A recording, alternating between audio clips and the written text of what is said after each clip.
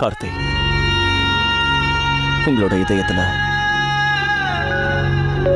என்ன தவிர வேற யாரும் இல்லைன்னு நான் தெரிஞ்சுக்கிட்டேன். இனிமே நீங்க அழவே கூடாது.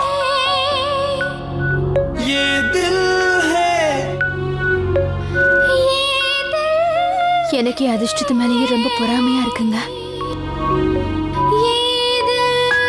நீங்க திரும்பவும் நான் பண்ண தப்ப மன்னிச்சு என்னை ஏத்துக்கிட்டீங்க.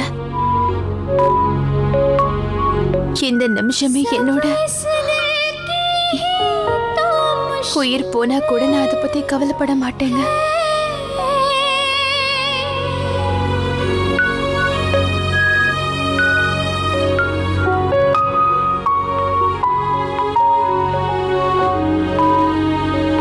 நான் சொல்றத நீங்க கேப்பீங்களா ப்ளீஸ்? சொல்லுங்க.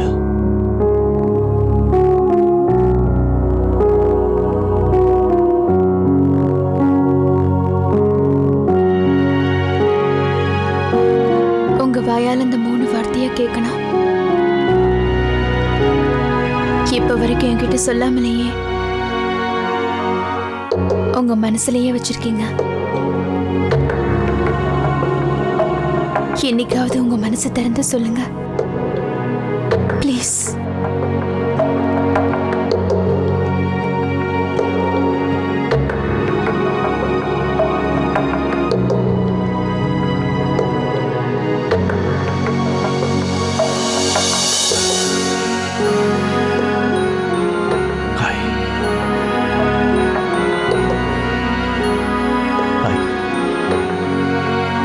Love you, Aarti.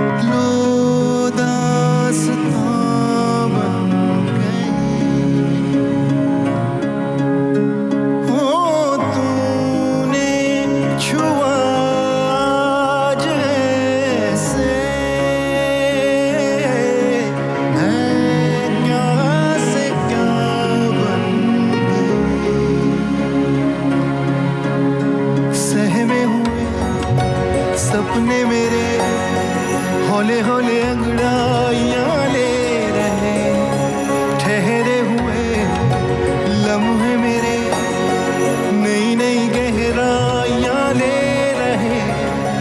जिंदगी ने पहली है मुस्कान करने लगी है, इतना करम क्यों न जाने करवट लेने लगे हैं। और मान फिर भी है आँख नम क्यों न जाने ओ सैया।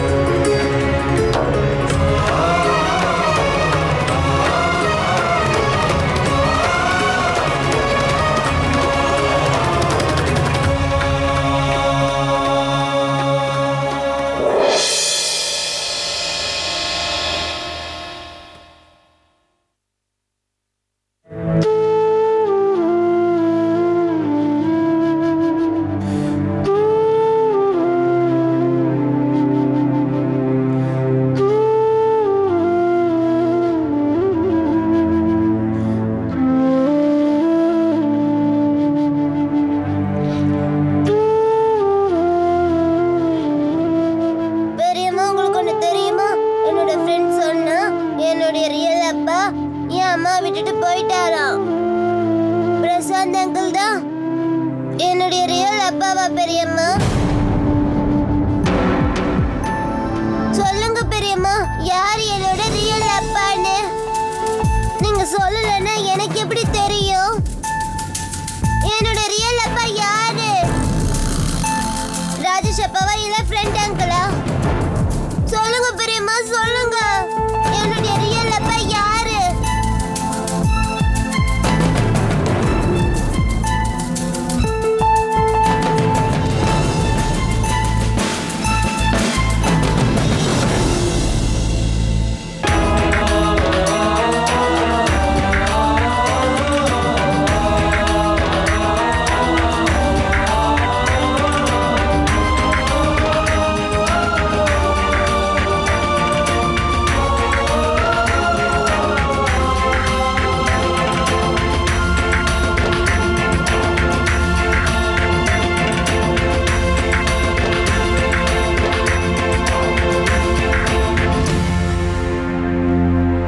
சரி, எனக்கு ஒரு விஷயம் சொல்ல வரும்.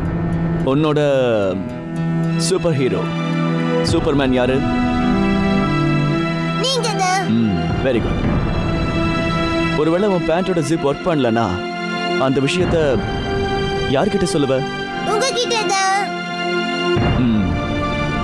அப்புறம் உனக்கு ஞாபகம் இருக்கா, உங்க ஸ்கூல்ல ரேஸ் காம்படிஷன் நடந்துச்சுல?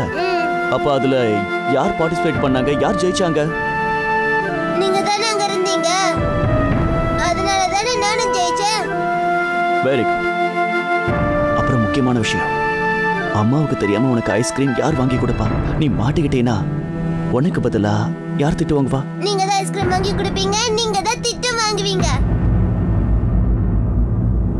இப்போ உனக்கு புரிஞ்சிடுச்சா உன்னோட உண்மையான அப்பா யாருன்னு? எஸ், நீங்க தான் என்னுடைய அப்பா. எப்படி என்னுடைய ஃப்ரெண்டோட அப்பா அவன் கூட விளையாடுறாரோ, என்ஜாய் பண்றாரோ, வெளியே கூட்டிட்டு போறாரோ, அந்த மாதிரி தான் நீங்களும் இருக்கீங்க. விளையாடுறீங்க, ஸ்கூல் ஃபங்க்ஷனுக்கு வரீங்க, அதனால நீங்க தான் என்னுடைய அப்பா. ஐ லவ் யூ அப்பா. I love you Arun.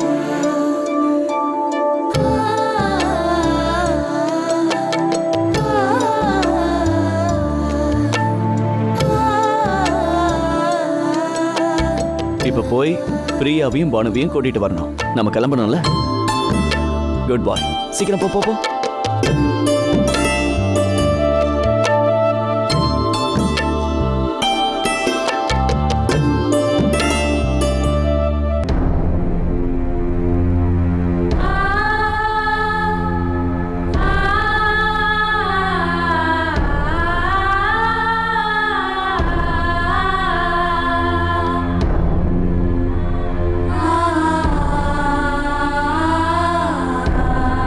வாங்க ஆர்த்தி.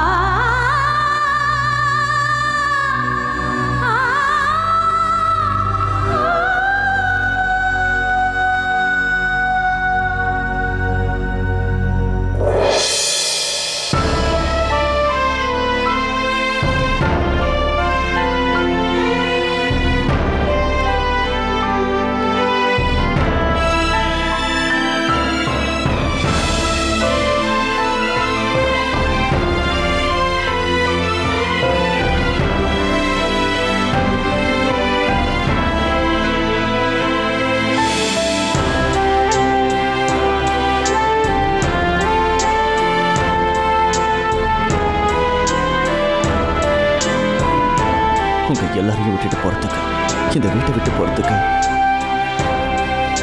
எனக்கு கஷ்டமா தான் இருக்கு.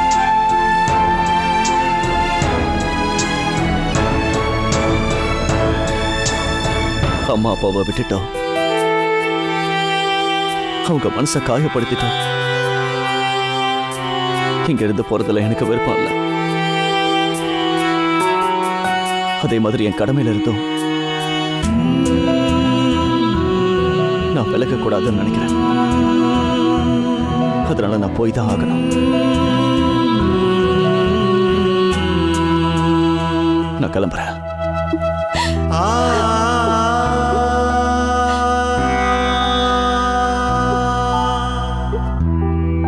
நெல்லு.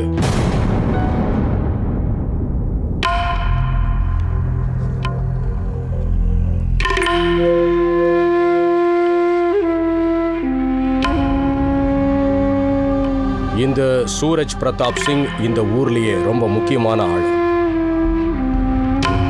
இந்த ஊர்ல இருக்கிறவங்க எல்லாரும் என்ன ரொம்பவும் மதிக்கிறாங்க. என்ன மட்டும் இல்ல, இந்த குடும்பத்தில் இருக்கிற எல்லார் மேலையும் மரியாதை இருக்கு. ஆனா உன் பொண்டாட்டி இருக்காங்க, அந்த மரியாதையே கெடுத்து.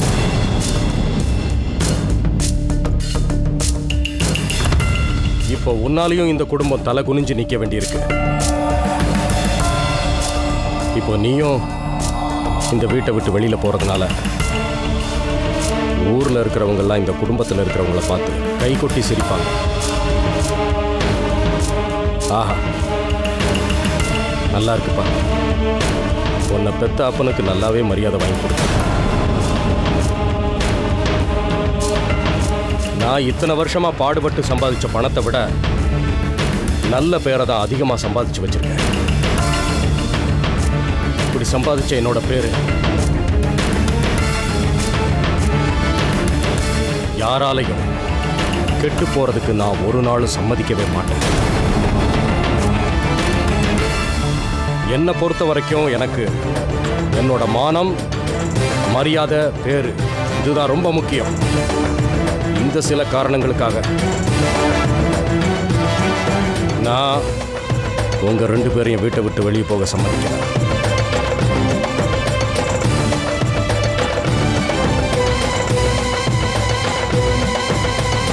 ஆனா நீங்க 2 பேரும் இந்த குடும்பத்தை விட்டு விலகிதான்.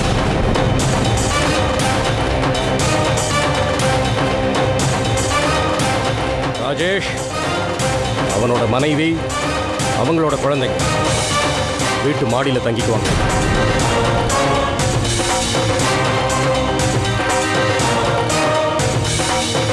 ஆனா நான் ஒரு விஷயத்தை தெளிவா சொல்லிக்க விரும்புறேன். நாம எல்லாரும் இந்த ஒரே வீட்டில் வாழ்ந்தாலும் நமக்கும் அவங்களுக்கும் இனி எந்த சம்பந்தமும் இருக்கக்கூடாது.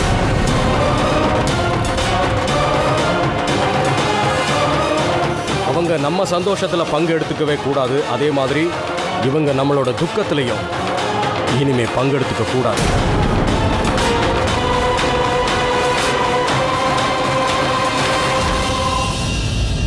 இன்னையிலிருந்து இவங்கெல்லாம் நமக்கு 3வது மனுஷன்.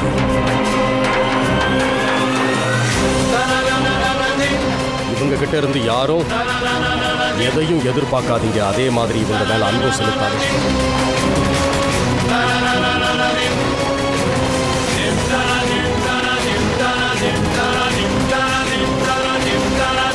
எல்லாருக்கும் நான் இன்னொன்னு சொல்றேன். அப்படி அதையும் மீறி நீங்க செய்யறத செஞ்சீங்கன்னா ஒண்ணு மட்டும் நிச்சயம்.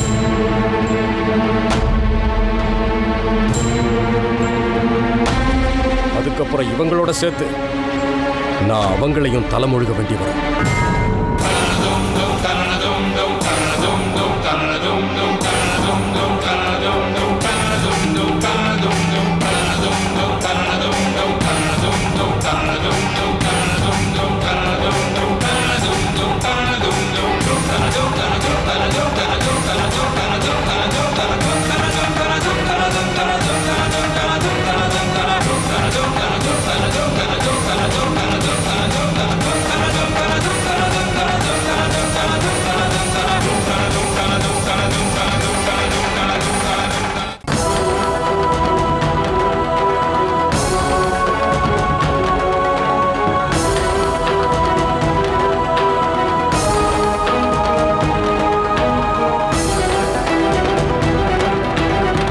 இவன் தான் பிரசாந்த், உன்னோட முதல் எதிரி.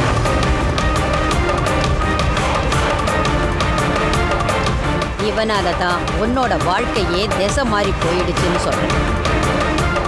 இவன் ரொம்ப மோசமானவன். நேத்து வரைக்கும் அவன் ஆர்த்திய வெறுத்துக்கிட்டு இருந்தான். ஆனா இன்னைக்கு அவளுக்கு துணையா நின்று உதவி பண்ணிக்கிட்டு இருக்கிறான். பிரச்சனை வரும்போது துணையா நிக்கிறவன், கஷ்டம்னு வரும்போது கை கொடுக்கறவன் தான் உண்மையான வாழ்க்கை துணைன்னு சொல்லுவாங்க. உன்னோட மூளையை எங்கேயாவது கழட்டி வச்சுட்டு வந்துட்டியா? அக்கா, நீங்க என்ன என்ன வேணாலும் சொல்லுங்க, ஆனா நான் உங்களுக்கு நிறைய நன்றி கடன் பட்டிருக்கேன். உங்களால தான் இன்னைக்கு இந்த விஷயம் முடிஞ்சிருக்கு.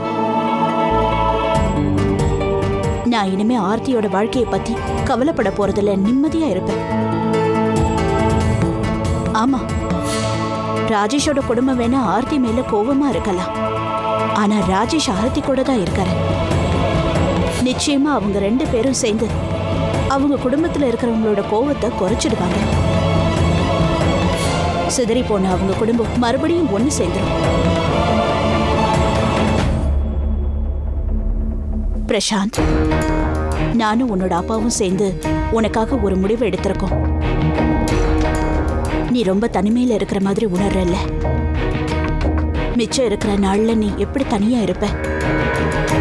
அதனால என்ன முடிவு பண்ணிருக்கோம்னா, ஆர்த்திக்கு எப்படி ராஜேஷ் மாதிரி ஒரு நல்ல பையனை பார்த்து கல்யாணம் பண்ணி வச்சோமோ அதே மாதிரி இப்போ உனக்கும் அழகான அன்பான ஒரு பொண்ணை பார்த்து கல்யாணம் பண்ணி வைக்க போறோம். பிரசாந்த், நம்ம பழைய வாழ்க்கையை திரும்பி பார்த்தோம்னா ரொம்ப கஷ்டமா இருக்கும்பா. உன் கடந்த கால வாழ்க்கையை மறந்துட்டு முன்னேறி போ. உன்னோட புது வாழ்க்கையை புது வாழ்க்கை துணையோட ஆரம்பி. உன் மனசுல இருக்கிற கசப்பான எண்ணத்தை எடுத்துரு. அதுக்கப்புறம் பாரு வாழ்க்கை எவ்வளவு சந்தோஷமா இருக்கும்னு.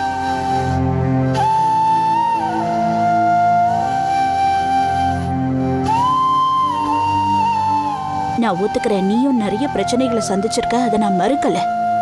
சரியான நேரம் வரும்போது தன்னை திருத்திக்கிறவன் தான் உண்மையான மனுஷன். இங்க பாரு, உனக்குன்னு ஒரு வீடு, மனைவி, குழந்தைன்னு சந்தோஷமான வாழ்க்கை காத்துக்கிட்டு இருக்கு. அதுக்கப்புறம் நீ எப்பவும் நிம்மதியா இருக்கலாம் பிரசாந்த். இங்க பாருப்பா, நாங்க உன்னோட அப்பா அம்மா. உன் வாழ்க்கைக்கு எது நல்லதோ அதை தான் நாங்க செய்வோம், இல்லையா? இங்க பாரு, நீ இவ சொல்றது எல்லாம் கேட்காத. இவ நீ நல்லா இருக்கணும்னு நினைச்சிருந்தானா ஆர்த்திக்கு 2வது கல்யாணம் பண்ணி இருக்க மாட்டான். அதுக்கு பதிலா அவளை இங்க ஒரு ரூம்ல போட்டு பூட்டி வச்சிருக்கணும். ஆனா இப்ப நீ உன்னோட உரிமையை காப்பாத்திக்கிறதுக்கு பிச்சை எடுத்துக்கிட்டு நிக்கிற. என் பிரசாந்த் ஏதோ தெரியாம தப்பு பண்ணிருக்கான். ஆனா அவன் தன்னோட சந்தோஷத்துக்காக மத்தவங்களோட சந்தோஷத்தை கெடுக்கிற அளவுக்கு தரம் கெட்டு போயிடல. அவன் எந்த விஷயத்தை செய்யணும்னு நினைச்சாலும் அது இந்த வீட்டை தான் பாதிக்கும். நான் சொல்றது சரிதானே பிரசாந்த்?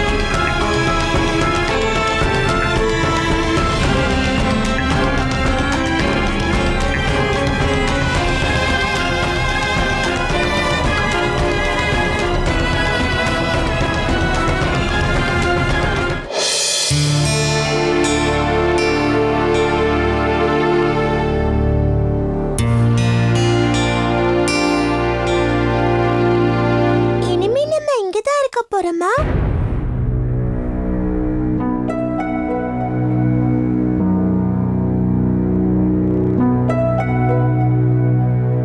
இந்த இடம் ரொம்ப வித்தியாசமா இருக்கு. ஆர்த்தி, இந்த ரூம் ரொம்ப அழகா இருக்கு, பாத்தீங்களா? ஆமாங்க, ரொம்ப பெருசா வேற இருக்கு. ஒண்ணு பண்ணலாம் ஆர்த்தி, நாம இந்த ரூமை நம்மளோட டேஸ்டுக்கு ஏத்த மாதிரி மாத்திக்கலாம். என்ன பசங்களா?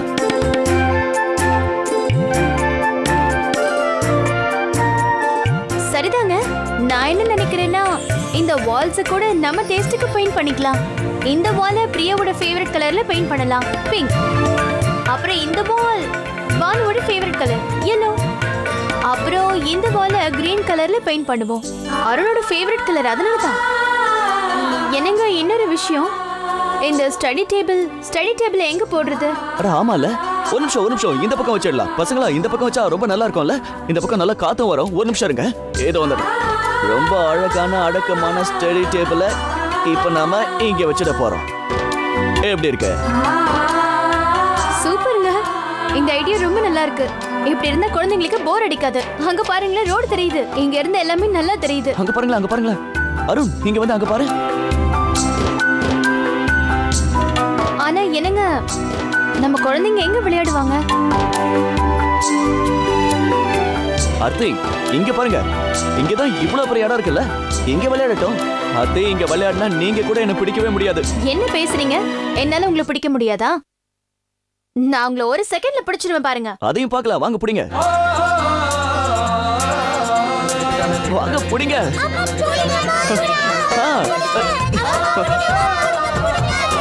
பிடிங்க ஆர்த்தி. என்ன எதுக்கு பிடிக்க சொல்லி கத்துறீங்க? நீங்க போய் உங்க அப்பாவை பிடிங்க. வாங்க முடிஞ்சா என்ன பிடிங்க. வாங்க, come on. முடிஞ்சா பிடிங்க. வாங்க, இந்த பக்கம்.